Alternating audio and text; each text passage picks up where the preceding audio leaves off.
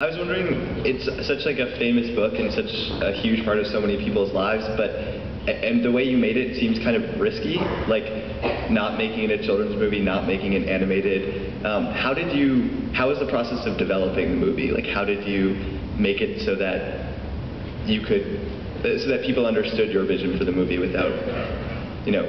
Well, part of the reason, part of the reason it took so long is because we started at a different studio. We were there for about a year and a half.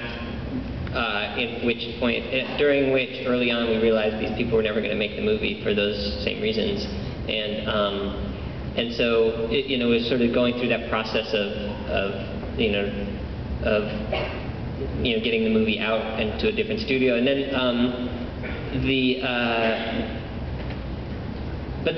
Going back it goes back to Maurice, and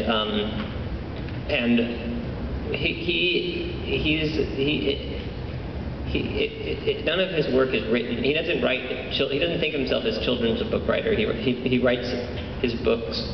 He writes about childhood, and he's very fiercely protective of taking children seriously and taking the lives and the eternal life of kids seriously, and I think that's why his books are so powerful. Is he's not writing like and the book was basically not a lot of like child psychiatrists and like Better Housekeeping magazine type parent magazines were really against it, and librarians were against it because when the book came out, it didn't fit the form of what other people were doing for books for children in children's books.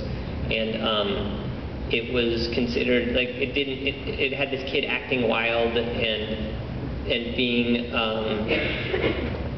out of control, and yet his mom wasn't helping him with that. His mom didn't like sit him down and help him through that and teach him a sort of neat little lesson.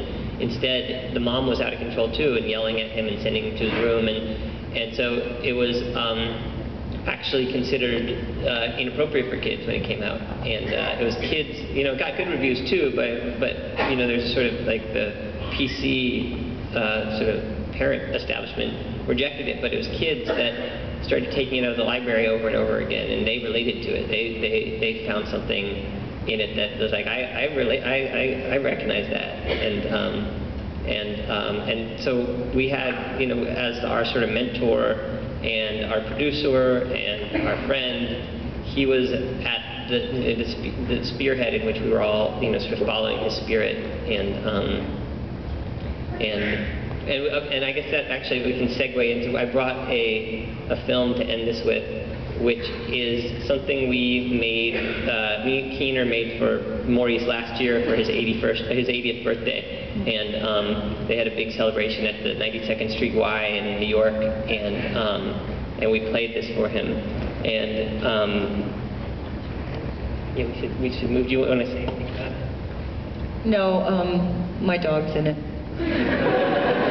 And it's the kind of thing you'd make for like like you're at if it's your uncle's birthday and you all sing like to the tune of Sgt. Pepper's Lonely Hearts Club Band, like, but you replace the words with like funny lyrics about your uncle and aunt. It's in that spirit. So if you notice any hamminess, take it in that world. So we were once a fairy tale. You're in Chicago. Oh yeah. No, we hadn't finished it.